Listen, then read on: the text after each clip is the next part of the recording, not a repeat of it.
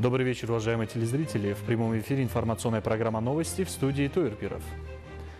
Строительство Рагунской гидроэлектростанции, крупнейшего стратегического энергетического объекта страны, является не только реализацией масштабного инженерно-технического проекта, но и ярким свидетельством созидательного потенциала, высокой гражданской ответственности и патриотизма народа Таджикистана.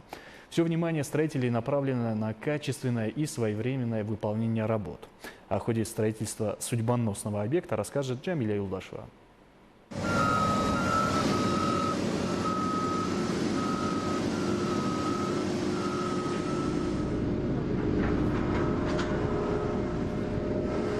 На строительной площадке Рагунской ГЭС круглосуточно продолжаются масштабные работы. Бесперебойная деятельность строителей и инженеров, интенсивное движение большегрузной техники, работа экскаваторов, бульдозеров и автокранов свидетельствуют о высоких темпах реализации проекта. Продолжается укладка гравийно-грунтового материала в призме нижнего откоса плотины на отметке 1148 метров, а также в призме верхнего откоса на отметках 1155-1156 метров. По состоянию на 9 июля текущего года на указанных участках уложено 251 696 кубических метров материала. По состоянию на эту дату в основании плотины уложено 454 055 кубических метров материала. Общий объем достиг 47 864 650 кубических метров, что составляет 60,5% от предусмотренного проектом объема. Каждый слой уплотненного глинистого грунта проходит многоступенчатый контроль качества под постоянным наблюдением инженеров и профильных специалистов. Наряду с обязательными лабораторными исследованиями состава глинистого материала и каждого уложенного слоя ядра плотины на данном участке осуществляется монтаж современных контрольно-измерительных приборов, предназначенных для постоянного мониторинга технического состояния сооружения в соответствии с международными требованиями безопасности и экологическими стандартами.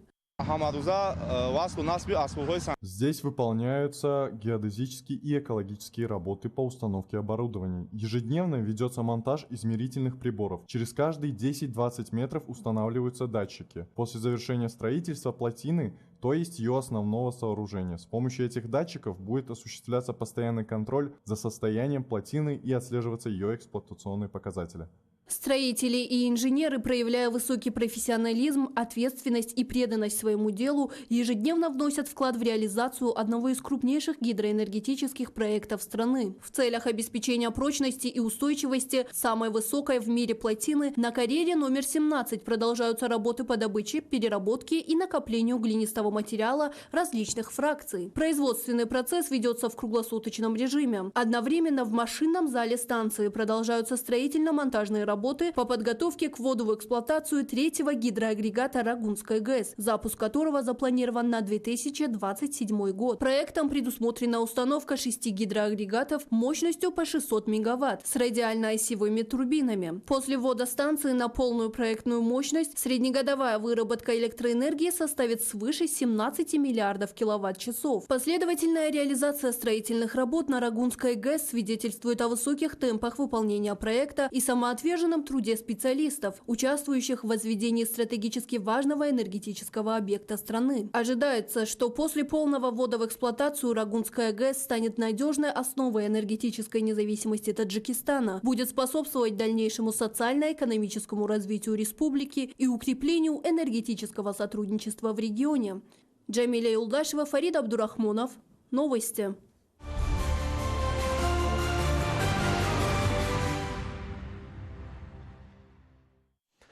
История, культура и традиции регионов Таджикистана находят свое яркое отражение в рамках Дней культуры городов и районов в столице. В выходные дни в парке Ирам прошел День культуры древнего Истаравшана, который называют городом мастеров. Гостям представили богатое наследие. Это уникальное ремесло, национальные блюда, достижения сельского хозяйства и промышленности. Подробнее о мероприятии в репортаже наших корреспондентов.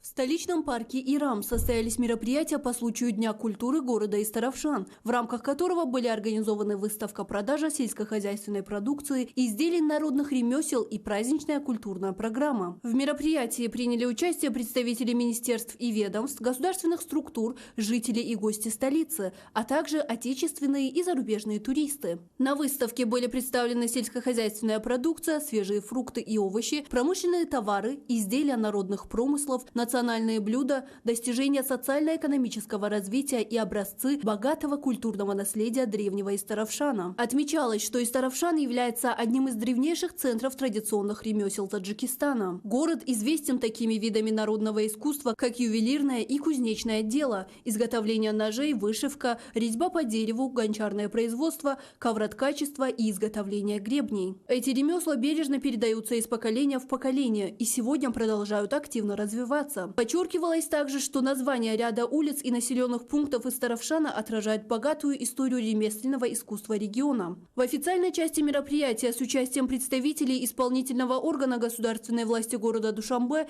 профильных министерств и ведомств, а также исполнительного органа государственной власти города Истаровшан было отмечено, что достижения независимого Таджикистана являются результатом мудрой и созидательной политики президента Республики Таджикистан, лидера нации, уважаемого Эмомали Рахмона. Подчеркивалось, что благодаря миру и стабильности, национальному единству и последовательной созидательной политике государства и правительства страны, город Истаровшан динамично развивается, сохраняя и приумножая свое историко-культурное и ремесленное наследие. Было отмечено, что проведение Дней культуры городов и районов Душанбе способствует представлению социально-экономического потенциала регионов, сохранению национальных традиций, развитию народных ремесел и укреплению культурных связей. В завершении мероприятия состоялась концертная программа с участием мастеров искусств и творческих коллективов города Истаровшан.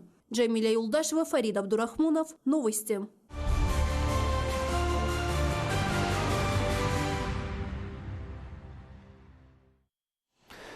Подготовка к празднованию 35-летия государственной независимости Республики Таджикистан становится мощным стимулом для масштабного благоустройства регионов страны. В районе Мир Саид Али Хамадони активно реализуются инфраструктурные проекты, обновляются дороги, возводятся новые объекты и создаются комфортные условия для жизни населения. Одним из таких проектов это капитальный ремонт местных автодорог. О том, как преображаются селения района, в сюжете Зумрат Файзиевой. В районе Мир Саид Али Хамадони продолжается подготовка к празднованию 35-летия государственной независимости Республики Таджикистан. По инициативе местного исполнительного органа государственной власти при активном участии местных жителей здесь широким фронтом ведутся работы по благоустройству и развитию инфраструктуры. В настоящее время в селе Колод Джамуата Заркух продолжается капитальный ремонт более 5 километров автомобильной дороги. Проект реализуется совместными усилиями предпринимателей, меценатов и дорожных строителей. Подобные созидательные инициативы стали доброй традицией района и отражают высокий уровень гражданской ответственности, единства и сплоченности жителей. Как сообщили ответственные лица, особое внимание уделяется развитию инфраструктуры новых и отдаленных населенных пунктов. Реконструкция дороги в селе Колод позволит улучшить транспортное сообщение, повысить качество жизни сельского населения и создать более благоприятные условия для хозяйственной деятельности. Жители района отмечают, что благодаря миру и политической стабильности, достижениям государственной независимости и созидательной политики лидера нации, президента Республики Таджикистан, уважаемого Эмомали Рахмона, наряду с городами и районными центрами последовательно развивается и сельская местность. В преддверии 35-летия государственной независимости во всех джамуатах района Мир Саид Али Хамадони продолжаются масштабные работы по благоустройству. Строятся и реконструируются объекты образования и здравоохранения, ремонтируются дороги и мосты, сооружаются водоотводные канавы, устанавливаются опоры наружного освещения, реализуются и другие инфраструктурные проекты. Местные жители продолжают принимать непосредственное участие в благоустройстве родного края, внося свой вклад в развитие и продвижение района. Зумрат Файзиева, Далер Курбонзуда. Новости.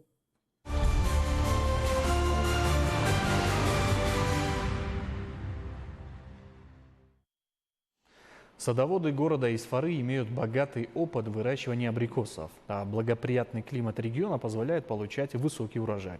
В хозяйствах города продолжается сезон сбора абрикосов. Экспорт сочных плодов осуществляется в Россию, Казахстан и Кыргызстан. Тему продолжит Альбина Бахтибекова. Трудолюбивые жители Исфары, известные по всей стране своим огромным опытом выращивания и переработки различных сортов абрикоса, добрые традиции садоводства бережно передаются из поколения в поколение.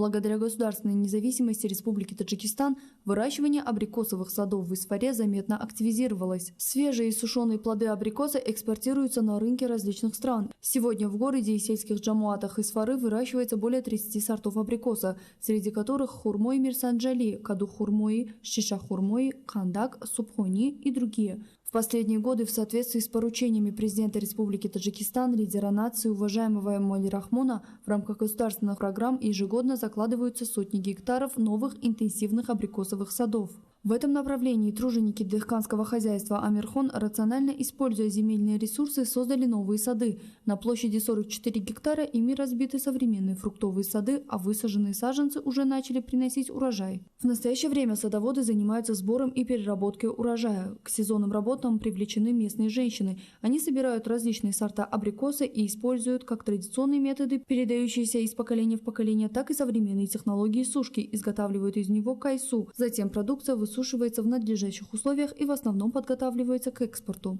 По мнению специалистов, производство сухофруктов не только значительно повышает добавленную стоимость продукции, но и способствует обеспечению зарубежных рынков качественной отечественной продукцией. Местные труженики обладают богатым опытом в садоводстве, выращивании абрикоса и его сушки. Они также являются лидерами в сфере переработки, упаковки сухофруктов и их экспорта за пределы страны. Именно благодаря усилиям и руководству главы государства в последние годы в республике, особенно в Исфаре, увеличилось количество предприятий по упаковке фруктов, что способствует повышению качества экспортной продукции и улучшению благосостояния населения. В настоящее время в городе действует 12 предприятий по переработке сухофруктов. Принимаются необходимые меры для увеличения объемов экспорта и внедрения современных технологий. Выращивание и переработка абрикосов является основным источником дохода многих семей, залогом их благополучия и важной основой улучшения уровня жизни населения. Можно с уверенностью сказать, что жители города и сел Исфары своим главным богатством и достатком своих семей по праву считают именно эти солнечные плоды абрикосы. Альбина Бахтибекова, Фарид Абдурахмонов. Новости.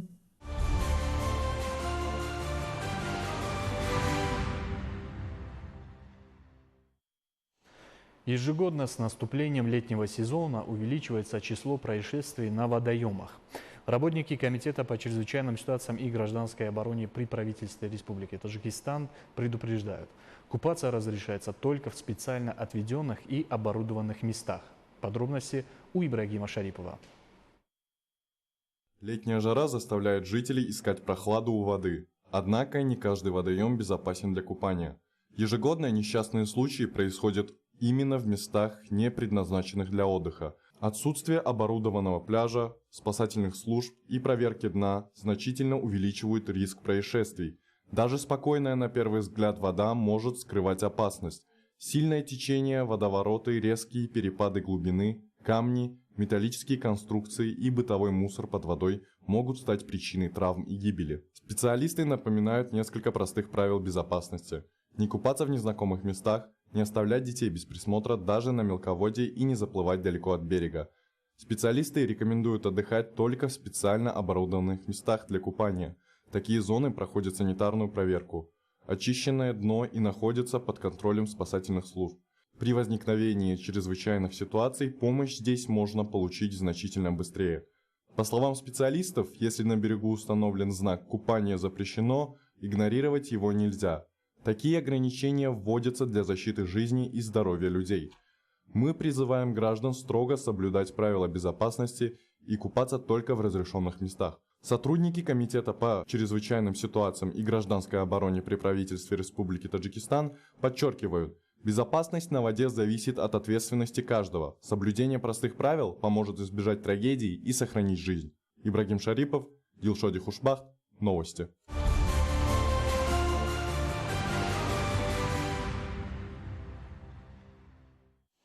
Уважаемые телезрители, это были главные новости к этому часу. Оставайтесь с нами и будьте здоровы!